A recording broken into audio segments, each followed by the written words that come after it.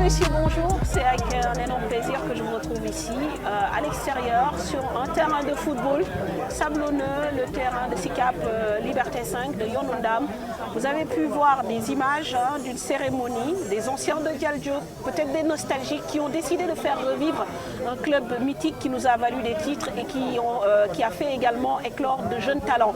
Aujourd'hui, ils ont également reçu une invitée de marque, à savoir Fatma Samoura, secrétaire générale de la FIFA, qui elle également s'est rappelée aux bons souvenirs de ce club avec qui elle a vécu de bons moments. N'est-ce pas, Madame Samoura? Tout à fait, ce sont des souvenirs qui affluent en mémoire, puisque ce club a connu des heures de gloire.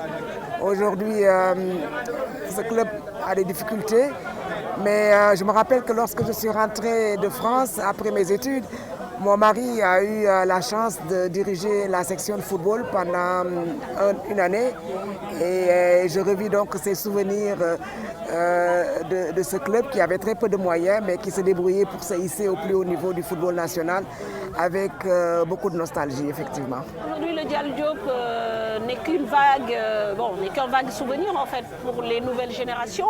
Je pense que vous avez entendu un peu le requête. On voit que dans ce pays, il y a un problème d'infrastructure. Aujourd'hui, ils sont accueillis par la mairie de SICAP. Vous dites que vous ne faites pas de promesses, mais vous, quand même, vous allez mettre la main à la pâte, je pense. Ben, tout à fait, c'est ce que j'ai promis de faire sans annoncer de montant ni sans m'imposer de limites non plus. Je vois que ce terrain ne répond pas du tout aux normes pour permettre aux jeunes talents, aux futurs talents de jouer dans de meilleures conditions. La mairie de SICAP Liberté 5 a consenti un grand effort en les mettant à la disposition de ces jeunes. Et j'espère que l'année prochaine, à pareille époque, lorsque je reviendrai, le terrain sera beaucoup mieux outillé pour pouvoir recevoir les jeunes du quartier, mais également le Dial Diop Football Club. Rendez-vous donc dans un an pour voir l'état d'avancement des travaux. Avec grand plaisir. Alors, Madame Samoura, évidemment, nous sommes ravis de vous recevoir parce qu'aujourd'hui, l'actualité aussi du football mondial est très riche, notamment avec ces élections qui se profilent à l'horizon pour la CAF. Et on accuse beaucoup la FIFA d'ingérence, la FIFA qui valide des candidatures à la place de la CAF et en amont. Aujourd'hui, comment vous expliquez un peu cette omniprésence de l'institution du football mondial? Je ne pense pas qu'on puisse parler d'ingérence en ce qui concerne le contrôle d'éligibilité. Les statuts de la FIFA sont très clairs. Tous les membres du conseil de la FIFA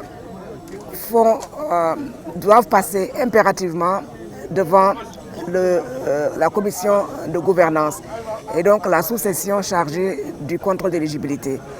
Et même si ces mêmes candidats ont été reconnus éligibles par la CAF, si la FIFA, de par ses investigations, trouve qu'ils ne répondent pas aux critères d'éligibilité et de gouvernance, la FIFA est tenue de les éliminer de la liste.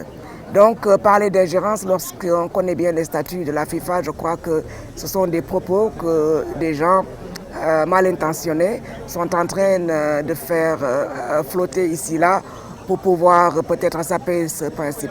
La FIFA n'a pas de candidat et je le répète encore une fois. Le meilleur candidat, c'est le candidat qu'auront choisi les présidents des 54 associations membres de la CAF selon leurs propres critères. Et donc la compétition est ouverte et moi je dis que le meilleur gagne.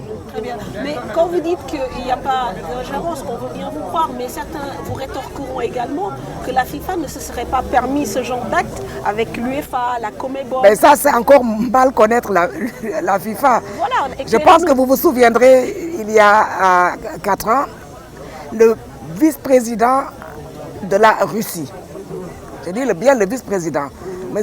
Vitali Mutko, avait fait l'objet d'un contrôle d'éligibilité et la commission de gouvernance de la FIFA n'a pas jugé conforme les critères de nomination pour faire partie du conseil de la FIFA et il n'a pas passé le contrôle d'éligibilité selon les nouveaux critères et d'après le nouveau programme de réforme qui a été voté par le congrès de la FIFA en 2016.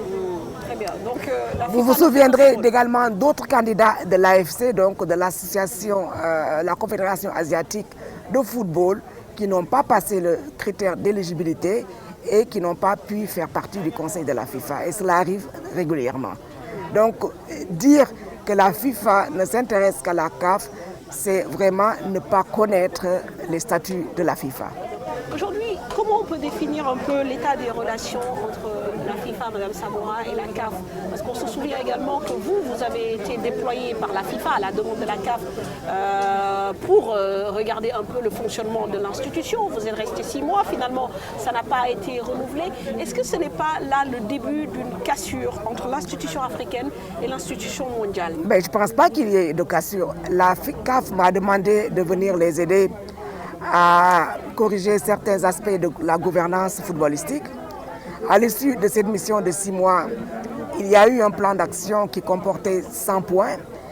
La CAF a immédiatement mis en place un comité de suivi et d'exécution.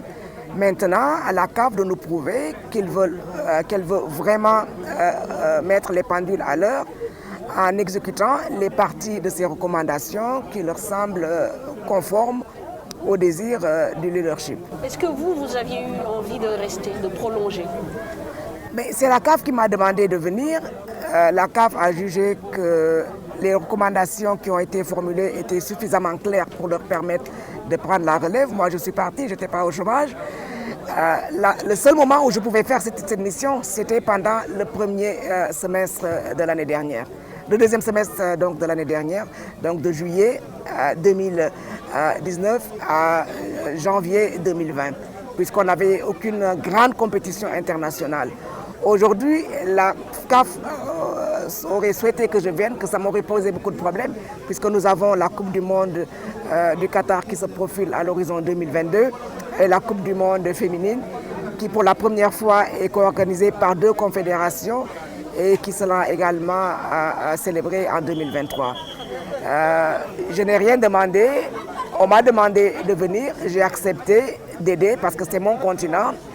Et j'espère juste que les conclusions et les recommandations qui ont été formulées seront suivies et qu'ils pourront un jour redresser les problèmes de gouvernance de la CAF. Alors, je vais peut-être clore sur ce sujet en parlant quand même de la position de Fatma Samoura, forcément délicate. Vous êtes sénégalaise, on a un candidat qui s'appelle Augustin Senghor, qui est également candidat à la présidence de la CAF. Ingérence ou pas, la FIFA aura certainement un impact par rapport à cette élection. Alors aujourd'hui, comment vous positionnez par rapport à tout ça? Ou vous restez Mais je ne me positionne pas. Ce sont les présidents des fédérations qui vont à l'élection. Le vote est secret et ils seront seuls juges de leur acte. Moi, je n'ai pas à me positionner. Je connais effectivement très bien M. Augustin Senghor. Je connais assez bien M. Yahya Ahmed de la Mauritanie. Je connais moins bien M. Motsepe et M. Anouma. Mais je pense qu'ils ont tous passé le contrôle d'éligibilité. Encore une fois, il appartient au président des 54 fédérations de décider de qui va mener à bon port cette confédération. Il n'appartient ni à la FIFA et encore moins à la secrétaire générale de s'immiscer dans une élection d'une confédération. On ne l'a jamais fait et on ne va pas commencer aujourd'hui. Très bien. Fatma Samoura, je pense qu'aussi on ne peut pas ne pas parler du développement du football féminin. Aujourd'hui, quand vous faites un peu le bilan, sur le plan mondial, peut-être les choses avancent, mais on a l'impression que par exemple dans un pays comme le Sénégal, le football féminin n'est toujours pas reconnu à sa juste valeur. En tout cas, on n'y met pas les moyens et tout l'engagement dont on a besoin. Est-ce qu'aujourd'hui, pays par pays, continent par continent, vous essayez de faire une évaluation par rapport à ce secteur qui vous tient particulièrement à cœur? L'année dernière, en marge donc de la Coupe du Monde féminine.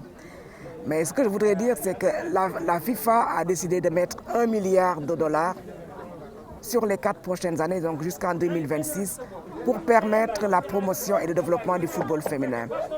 Aujourd'hui, dans le cadre du programme de soutien aux efforts des fédérations pour faire face à la pandémie de la Covid, la FIFA a octroyé à chacune de ces 211 fédérations membres un budget de $500 000 uniquement destiné au football féminin, sans compter les montants qui avaient été offerts dans le cadre du programme Forward. Si aujourd'hui il y a un développement inégal entre l'Europe et l'Asie comparé à l'Afrique, je pense qu'il faudrait que ce soit au niveau des dirigeants du football d'accorder cette priorité qui est chère à la FIFA également au développement du football féminin. Nous faisons une évaluation sur le cycle passé et nous avons effectivement vu que du côté du football féminin, l'Afrique était à la traîne et le Sénégal, malheureusement, n'a pas pu faire partie des équipes qui ont participé à la Coupe du Monde féminine l'année dernière en France. Mais avec l'augmentation du nombre d'équipes participantes de 24 à 32, avec également un peu plus qu'aujourd'hui les 3 équipes qui participent pour le compte de l'Afrique, nous avons la possibilité de voir d'autres pays émergents et j'espère que le Sénégal fera partie des pays qui vont aller également envoyer une équipe à la Coupe du Monde en 2023 en Nouvelle-Zélande et en Australie. C'est mon souhait le plus ardent. Bien sûr. Comment se porte votre relation avec Gianni Infantino? Très bien, on se parle tous les jours. Il est en forme et on se verra dans 2 jours à Doha. Très bien. Madame Samoura, merci beaucoup de nous avoir accordé cet entretien en marge de cette cérémonie consacrée au renouveau du club de Dial Diop. Peut-être que vous avez un dernier mot, je ne sais pas. Surtout ce que je peux dire, c'est que j'ai hâte de voir vraiment cette équipe se hisser à nouveau au sommet du football sénégalais et pourquoi pas africain. Et j'y apporterai ma contribution à la hauteur de mes moyens. Mais je lance également un vibrant appel à tous ces bienfaiteurs du Dial Diop qui ne se lassent pas de contribuer aux efforts du développement du football et de ce club. Et j'espère que tous ces efforts conjugués permettront au Dial Diop un jour de pouvoir avoir la promotion que cette équipe mérite et un jour de pouvoir participer également au championnat au niveau africain et peut-être un jour de le voir comme l'équipe marocaine, les clubs marocains ou égyptiens ou tunisiens participer à la Coupe du Monde des clubs qui, comme vous le savez, a commencé il y a 2 jours au niveau du Qatar et va se terminer le 11 février. Je ne désespère pas de voir un jour le Dial Diop aller rejoindre ces grandes équipes au niveau international. Il faut rêver grand. Oui, toujours. Mais les yeux grands ouverts. Merci de nous avoir accordé cet entretien. C'est moi qui vous remercie, Mme Fatou, et au plaisir.